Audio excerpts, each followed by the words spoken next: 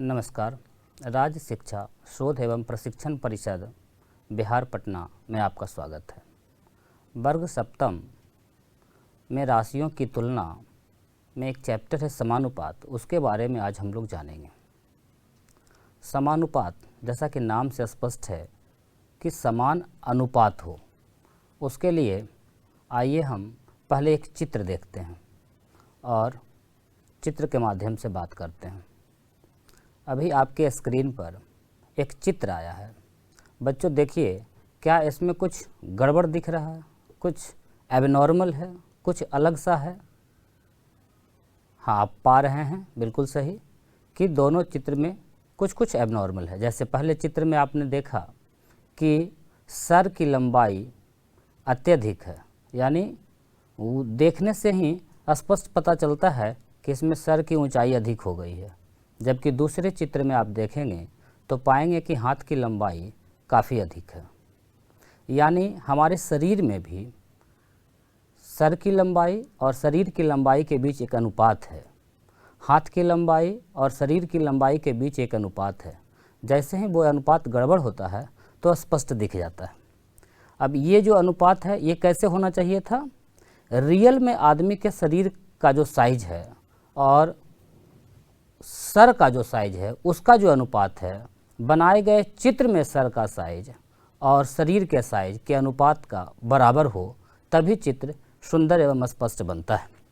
ठीक उसी प्रकार से दूसरे चित्र में भी हाथ की लंबाई और शरीर की लंबाई रियल में जो अनुपात है वही चित्र का भी अनुपात होना चाहिए। यानी कि समानुपात का उपयोग हम लोग चित्रांकन में करते हैं। चित्रांकन के अलावे और भी दैनिक जीवन में बहुत जगह समानुपात का उपयोग है। आप पाएंगे कि आप अपने दैनिक जीवन में जो पेपर का उपयोग करते हैं, अक्सर आपने फ़ोटोकॉपी जेरोक्स करवाया होगा तो नाम सुना होगा A4 साइज पेपर, देखा भी होगा आपने, जो फ़ोटोकॉपी का पेज होता है।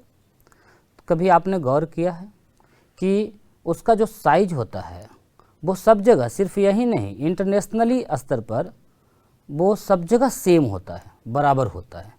वो जो A4 साइज है आपका, जैसे देखिए हम एक पेज आपको दिखा रहे हैं A4 साइज का। ये जो A4 साइज का आप पेज देख रहे हैं, इसकी लंबाई और चौड़ाई का जो अनुपात है वो हमेशा फिक्स है। आप यदि इसको मेजर करके देखेंगे, नाप के देखेंगे, तो पाएंगे कि इसकी चौड़ाई 210 mm 21 सेंटीमीटर लगभग होता है और जो लंबाई है ये 297 mm होता है। आप इसको नाप कर देख सकते हैं, कहीं भी आपको इसी साइज में पेपर मिलेगा। अब जैसे इसका नाम है A4 साइज पेपर, तो A3 भी आता होगा, A2 भी आता होगा, A1 भी, A5 भी, A6 भी। आखिर ये है क्या? ये रोज़मर्रा में उपयोग हो रहा है, इसलिए थोड़ा सा इसको हम लोग जान लेते हैं। इसके लंबाई और चौड़ाई का यदि अनुपात आप निकालेंगे तो ये आता है 1.4142 अनुपात 1। 1.4142 किसका मान है? कुछ याद आ रहा है आपको? बिल्कुल, √2 का वैल्यू है। एक्चुअली इसकी लंबाई और चौड़ाई के जो बीच अनुपात है वो √2 अनुपात 1 के बराबर होता है। ये जो पेपर है इसमें अगर हम दो पेज को मिला लें, इसकी चौड़ाई को यदि इस प्रकार से बढ़ा दिया जाए, इस प्रकार से, अब जो पेपर साइज बन रहा है ये A3 साइज कहलाता है। ठीक इसी प्रकार से इसकी चौड़ाई को फिर से अगर 2 टाइम्स कर दें, तब जो साइज बनेगा वो A2 बनेगा। अर्थात जैसे जैसे हम A4 से A3, A2, A1 की ओर जा रहे हैं, वैसे वैसे इसका साइज और बढ़ता जा रहा है। आप जानिए कि A1 का साइज और A0 के साइज में कौन सा बड़ा पेपर होगा? हाँ बिल्कुल, A0 का बड़ा होगा और A1 का छोटा होगा। ठीक उसी प्रकार से इसका साइज छोटा भी होता है, A4 से छोटा A5 हो जाएगा। कैसे होगा A5? जैसे ये जो आपका साइज है, इसको यदि हम इस प्रकार से लंबाई के हिसाब से आधे कर दें, अब जो ये साइज बन गया, इस पेपर का जो साइज हो गया ये A5 हो गया। खास बात ये है कि A4 साइज के लंबाई और चौड़ाई का अनुपात और A5 साइज के पेपर का लंबाई और चौड़ाई का अनुपात एकदम समान होगा। उसी प्रकार से A4 साइज और A3 साइज या A2 साइज, कोई भी साइज है, उसके यदि लंबाई और चौड़ाई का अनुपात आप निकालेंगे तो हमेशा बराबर आएगा। और वो कितना आएगा बराबर? √2:1। अब चूंकि सब जगह अनुपात बराबर है तो जो तुल्य अनुपात हुआ या बराबर अनुपात हुआ उसी का हम एक दूसरा नाम समानुपात देते हैं। समानुपात का उपयोग पेपर साइज में आपने देखा, चित्रांकन में देखा, इसके अलावे और आप सोचिए दैनिक जीवन में कहाँ कहाँ उपयोग होता होगा। बहुत सारी चीज़ें हैं जो बिल्कुल एकदम साइज से बनता है। जैसे झंडा आपने कभी देखा, झंडा छोटा हो या बड़ा हो, उसके लंबाई और चौड़ाई का जो अनुपात है हमेशा एक समान होता है। वैसे कुछ चित्र आपके स्क्रीन पर भी चल रहे हैं, आप देखिए, पाइएगा कि यहाँ एक झंडा बड़ा है, एक छोटा है। आप भी 15 अगस्त 26 जनवरी में झंडा खरीदते हैं, उसकी लंबाई और चौड़ाई नापिए आप, किसी के भी झंडे का, अपने झंडे का, अपने मित्र के झंडे का, विद्यालय के झंडे का जो बड़ा होता है, आप पाएंगे कि उसकी लंबाई और चौड़ाई का अनुपात हमेशा समान है, 3:2। यानी झंडा बड़ा हो या छोटा हो है हमेशा समानुपात में ही। ऐसे नहीं कि अपने मन से लंबा ज़्यादा बना दिया या चौड़ा ज़्यादा बना दिया, ऐसा कुछ नहीं है। इसके अलावे इंडियन पोस्ट ऑफिस में जो पोस्ट कार्ड वगैरह चलता है उसे भी आप देख सकते हैं, चित्र में दिखाया गया है। घरों में अब तो कम देखने को मिलता है, हालांकि अभी भी प्रचलन में है। ये भी एक साइज है, ये जो हम A4 साइज का आपको दिखा रहे थे पेपर, इसी को छोटा करके post card size, stamp size बनाया जाता है। समझते हैं, जैसे फ़ोटो जो आप बनाते हैं स्टाम्प साइज में, वो स्टाम्प साइज सब जगह सेम रहेगा। तो आपने जाना कि दैनिक जीवन में भी समानुपात का सब जगह उपयोग है। जरा सा भी अनुपात अगर गड़बड़ होता है तो स्पष्ट दिख जाता है कि ये चीज़ ठीक नहीं है, ये गड़बड़ है। तो इस प्रकार से अब हम समानुपात को विशेष चलिए बोर्ड पर समझते हैं। अब हम लोग समानुपात को थोड़ा बोर्ड पर भी समझते हैं। एक्चुअली जब दो अनुपात बराबर हों तो वो आपस में समानुपात कहलाता है, और अनुपात बराबर होने के बहुत सारे हमने उदाहरण देखे हैं। और ये जो समानुपात कहलाएगा तो इसका चिन्ह हम लोग कुछ इस प्रकार से देते हैं, इस प्रकार से 4 बिंदु लगा करके। अनुपात में कैसे दे रहे थे? हाँ, 2 बिंदु लगा करके, और समानुपात में हम लोग 4 बिंदु लगाते हैं। आइए कुछ उदाहरण देखते हैं। जैसे 2 कलम का मूल्य 10 रुपया है। तो आप लोग 7 में पढ़ रहे हैं, खुद से कलम खरीद लेते हूँ। और यदि ऐसा ही हम 5 कलम खरीद लें तो कितना रुपया आपको देना होगा? सही कहा आपने, 25 रुपया लगेंगे। अब जरा समझिए कि कलम की संख्या और उसका मूल्य, इसके अनुपात की यदि हम बात करें तो कलम की संख्या का अनुपात क्या होगा? कलम या कलम की संख्या और उसके मूल्य का अनुपात, उसके मूल्य का अनुपात आइए हम लोग याद करते हैं। पहली स्थिति में क्या है? कलम की संख्या 2 और उसका मूल्य कितना है? 10 रुपया। तो इसको यदि अनुपात में बदलें, सरलतम रूप में बदल दें तो क्या हो जाएगा? 1:5। ठीक इसी प्रकार से यदि दूसरी स्थिति के लिए भी हम अनुपात निकालें, किसकी? कलम की संख्या और उसके मूल्य का, तो क्या हो जाएगा? इस बार कलम की संख्या कितनी हो जाएगी?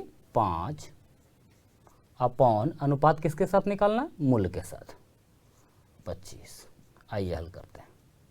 तो कितना हो गया? 1:5। यानी दोनों ही स्थितियों में जब कलम की संख्या बढ़ी तो ठीक उसी प्रकार से, उसी हिसाब से उसका मूल्य भी बढ़ा।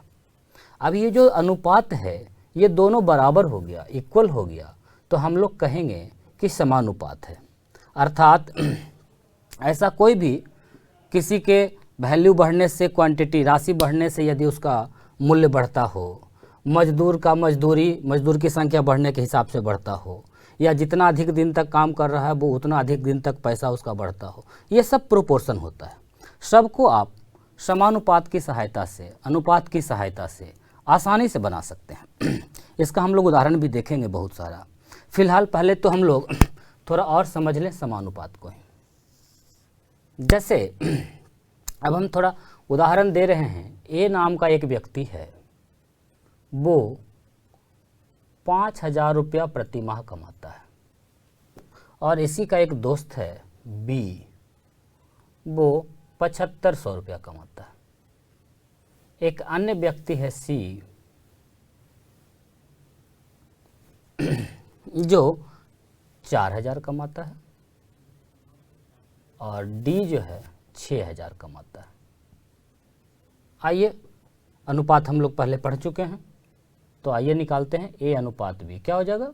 बिल्कुल बिल्कुल आसान है, आप समझ रहे हैं, कुछ नहीं करना है, दोनों को सिर्फ बटा कर देना है और इसको सरलतम रूप में ले आते हैं। आता है आपको लाने?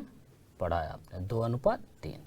उसी प्रकार सी और डी के कमाई का यदि अनुपात निकालें तो हमारा हो जाएगा 4,000 बटा 6,000। यहाँ से भी कितना आ रहा है? 2:3। यानी दोनों ही स्थितियों में अनुपात बराबर आया है। आप पा रहे हैं ए और बी का अनुपात और सी और डी का अनुपात दोनों क्या है? बराबर है। तो हम लोग इसको इस प्रकार लिख सकते हैं कि ए अनुपात बी, और बराबर जो समानुपात होता है उसके लिए हम एक चिन्ह बताए थे आपको, इस चिन्ह का आप उपयोग कर सकते हैं, समानुपात सी अनुपात डी। इस प्रकार से गणित के रूप में लिखा जाएगा। अर्थ क्या होगा इसका? अर्थ आप समझ रहे हैं, ए अनुपात बी का क्या अर्थ होता है? ए बटा बी। और समानुपात का अर्थ क्या बताए थे? दोनों अनुपात बराबर होंगे।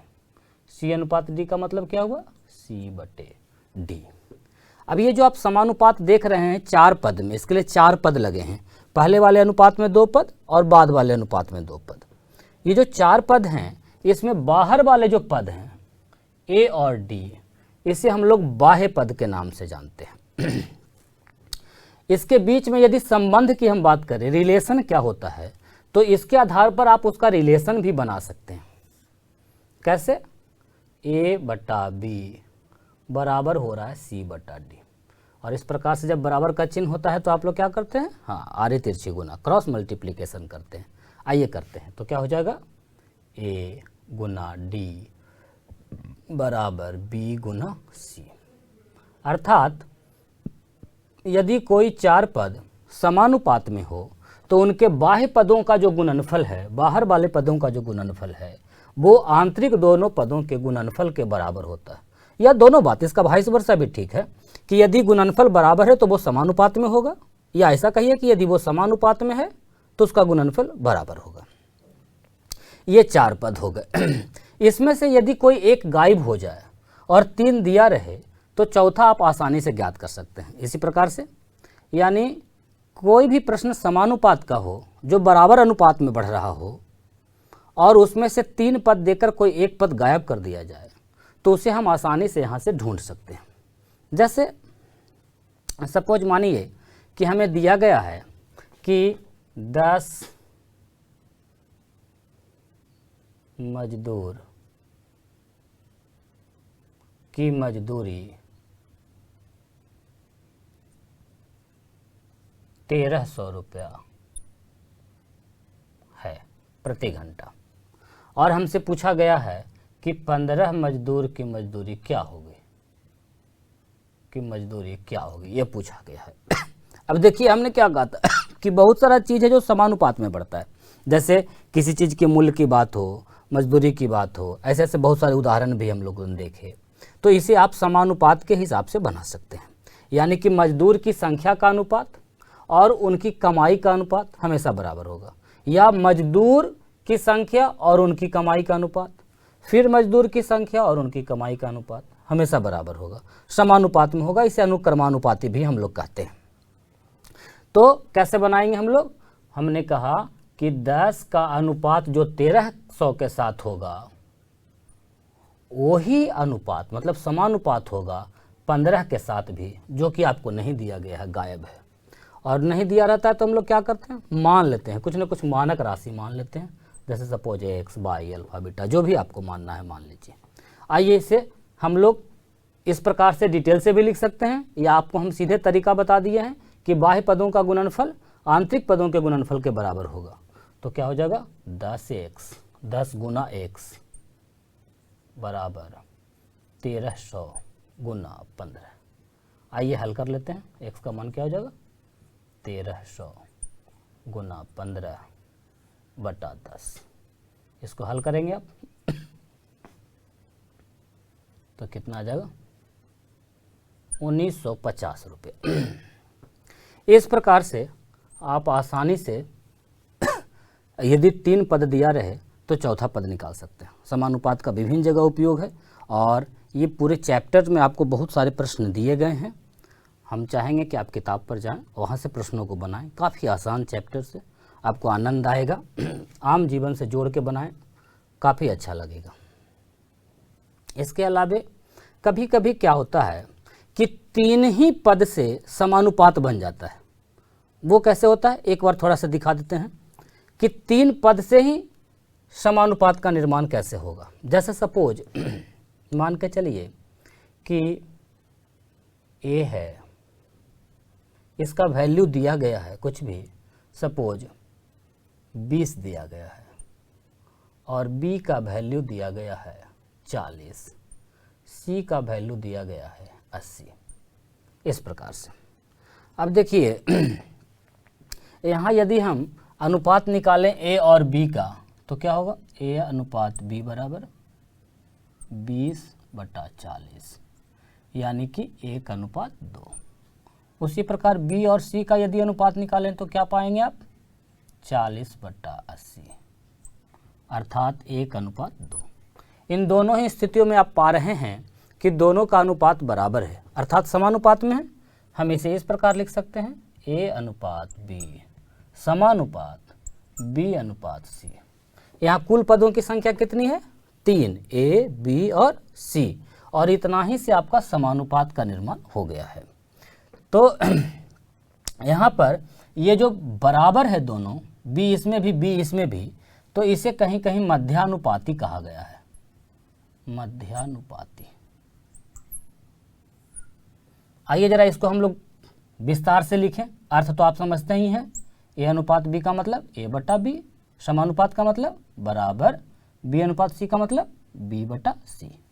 क्रॉस मल्टीप्लाई करेंगे तो क्या मिलेगा हमको, b² बराबर ac, अर्थात मध्यानुपाती का जो वर्ग होगा वो दोनों बाह्य पदों के गुणनफल के बराबर होता है। अब इस स्थिति में यदि कोई 2 दिया रहे तो आप तीसरा निकाल सकते हैं। इसी सूत्र की सहायता से काफ़ी आसानी से बन जाएगा।